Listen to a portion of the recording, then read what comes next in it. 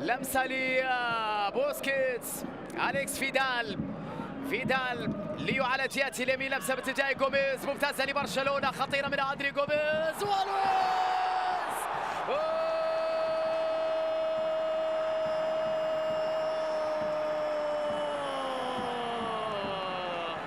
لويزيتو جميلة من سواريز. الله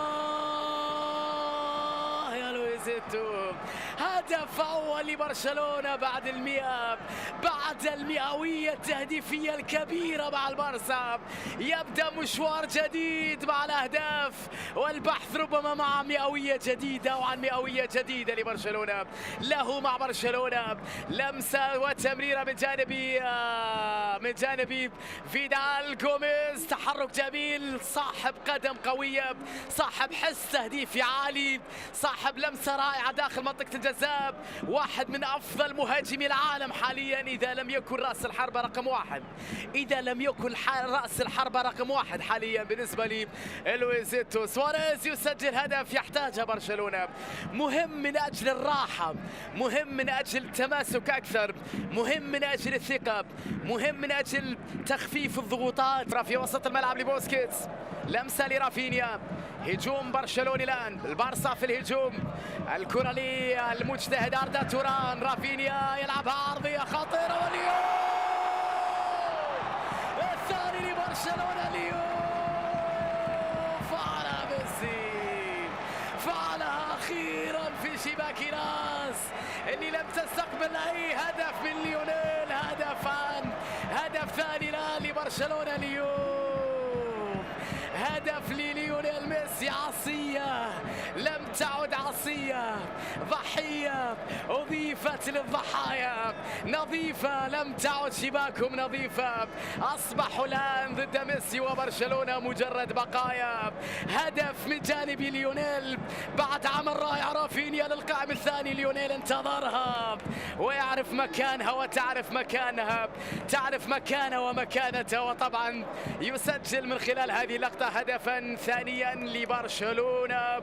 ليونيل ينهي تقريبا آمال لاس بالماس في هذه المباراة. 2-0 تأمن على النتيجة لبرشلونة يا إنريكي، لذلك أعطينا نيستا وأعطينا نيمار لنستمتع أكثر.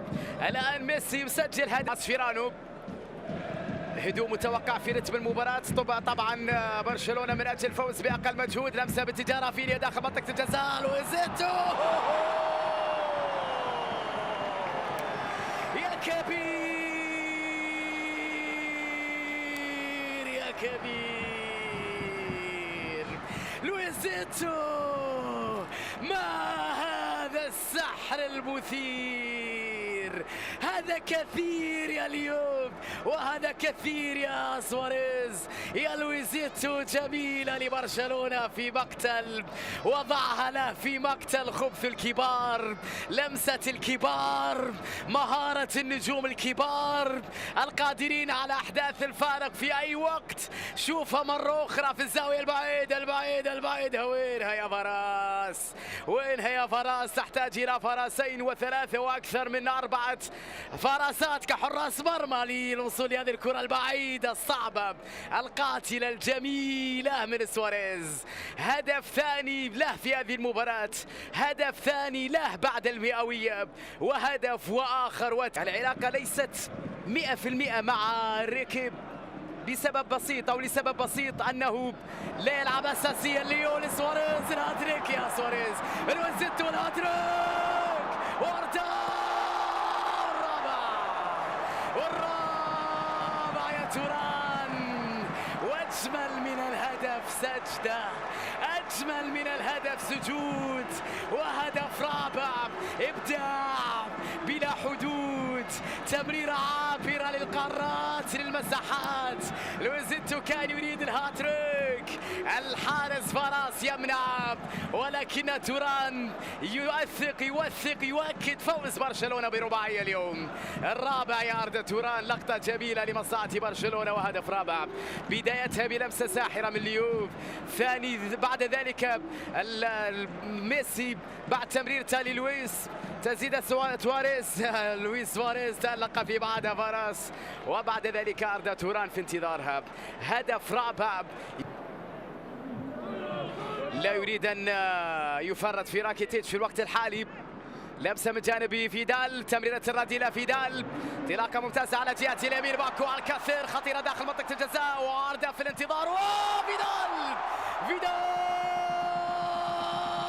الخامس يا أليكس فيدال، هدف خامس لبرشلونة. الله يا باكو الكثير، تمريرة رائعة، عمل كبير يا فيدال، عمل كبير يا فيدال.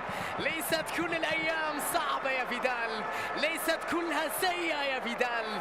لابد أنك تعود، ولابد أن الابتسامة تعود، ولابد أن الروح تعود. شوف الهدف وتأثيره على اللاعب في الظل، في الدكة، في غرفة العلاج، وفي الشارع، وبعيدا عن التشكيل الأساسي. شوف كلهم كيف يفرحوا من أجلك فيدال، شوف كلهم كيف وقفوا معك فيدال في لقطة الهدف. شوفها مرة أخرى من باكو، انطلاقة سريعة وصاروخ. في اللقطة الماضية كان كالصاروخ، جاء من بعيد فيدال. باكو يحسب له التمريرة، وفيدال أجمل نهاية لنجم إشبيليا السابق، وهدف اليوم المهم طبعا من أجل استعادة الكثير، من أجل الروح، من أجل الثقة. اللاعب الذي كان يعاني في الأيام الماضية قال أنني لم أشتكي كثيرا، لم أتكلم كثيرا، لكني في مرات عديدة كنت أعود إلى المنزل